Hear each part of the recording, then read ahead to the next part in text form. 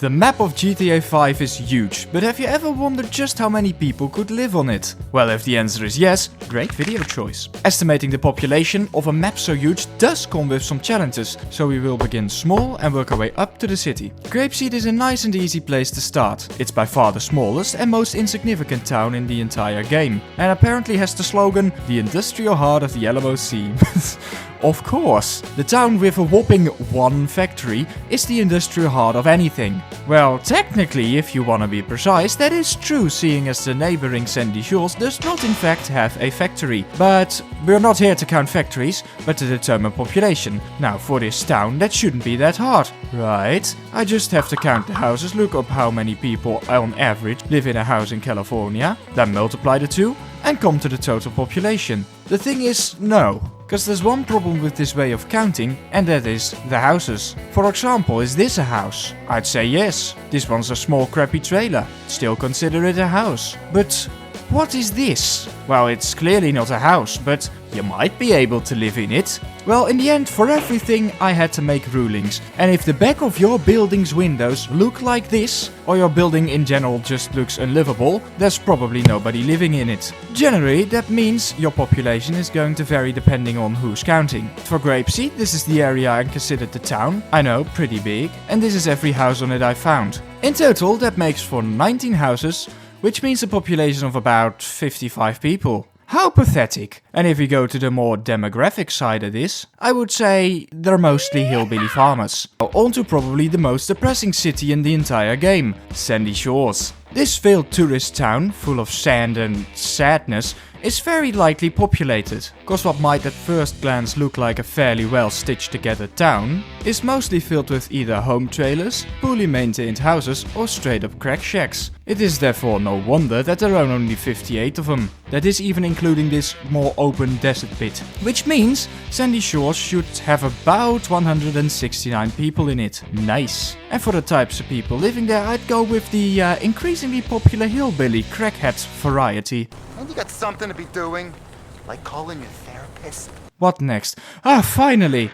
A sort of civilized town. Paleto Bay is of course famous for its questionably well-defended bank, and for generally not sucking ass. And whilst the map might make this town look by far the biggest, looks can be deceiving, because if we strip away the industry and the businesses, you are left with very few actual houses or apartments. 45 of them to be precise. And that's mostly only because of this tiny apartment complex. That makes for a total population of around 131. And yes, that's less than Sandy Shores, but it is about the same if we look around the actual town part of town. And if we consider that Paleto Bay is not filled with small rusty chum buckets that are about to fall apart, the town would definitely have a higher population in the real world. Also, there's just no way in the world that I'm putting Sandy Shores above Paleto Bay. Speaking about the population, those are starting to become a bit more normal. Although, is that an upscale Oompa Loompa? And now we have arrived at the big boy city itself, Los Santos. Luckily the start is easy enough. I can stripe off the port and airport immediately. Also the industrial area is completely void of actual housing. Then there are the casino and some other buildings up here. And suddenly the situation looks a bit more manageable. The next easiest developments to count are the single family homes. They're easy to pick out from above. And there are some large concentrations of them, mainly in Richmond and South Los Santos. At least that was supposed to be easy, but even the easiest neighborhoods already had some buildings that needed to be manually checked. Let me introduce myself, Inspector Fugly from the LAPD. Hello, I need to see your house. Yes, this is indeed a house. And as one could probably anticipate, Richmond didn't end up having that many people in it. And overall it was pretty doable. But it was in South Los Santos where I ran into my first real sign of things to come. These kinds of apartment buildings all required at least a surface level inspection. But at least these still had numbers on the front doors. So overall South Los Santos was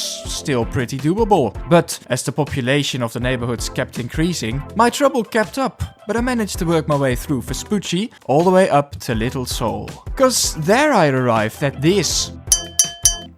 Yes, that's one solid boy. I found counting those mega flats quite difficult, so I did whatever I always do when encountering a difficult task in my life. I pulled out my thumb and went, yes, was probably right, and made a well-educated guess. But whilst strolling through Skyscraper Lane, my keen eye did notice something else. Hey, wait, why does this house have so many computer screens? I had discovered what office buildings look like, which saved me quite a lot of work in Little Seoul, but still bringing us to the largest amount of housing units yet. And then it was time for the part of the city I'd been purposefully delaying for as long as I possibly could. Hell, also known as downtown Los Santos. Thank God most of it was actually office buildings. Still, there were a whole lot of buildings like this. Ooh, ow, this hurts poor old Fugly's brain. Which shows in the numbers, cause looks like we've got a new record, boys. Now there's just one more belt, which I'll split into two. This part had a lot of hotels and businesses. This bigger part, not so much. But after applying a bit of elbow grease, I got them counted eventually. There they are. Here's Rich Douchebag Part 1.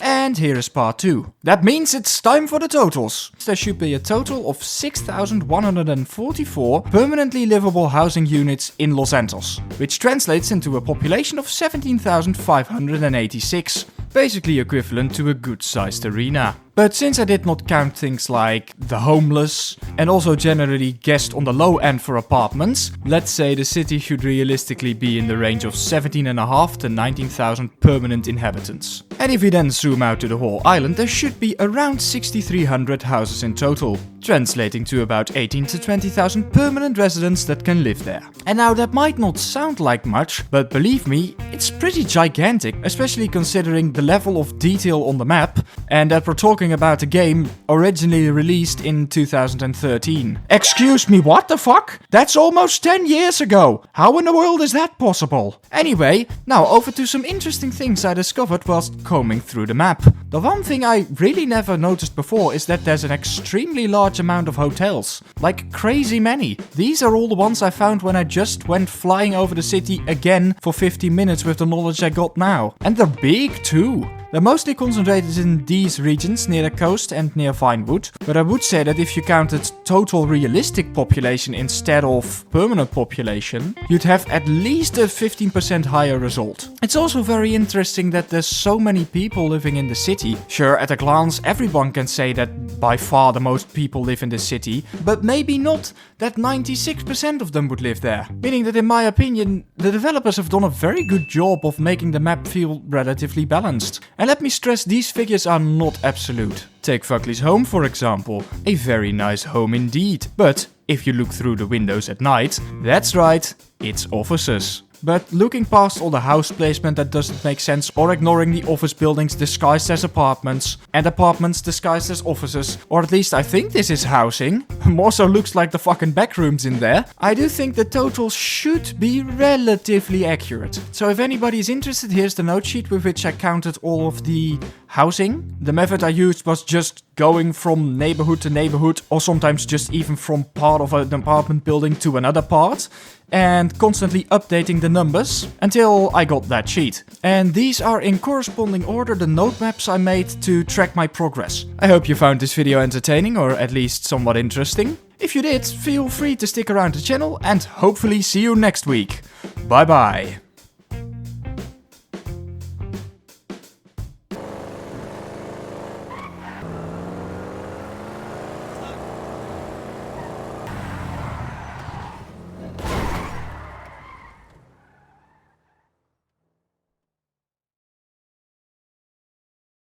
Holy shit, that was way more work than I thought it would be.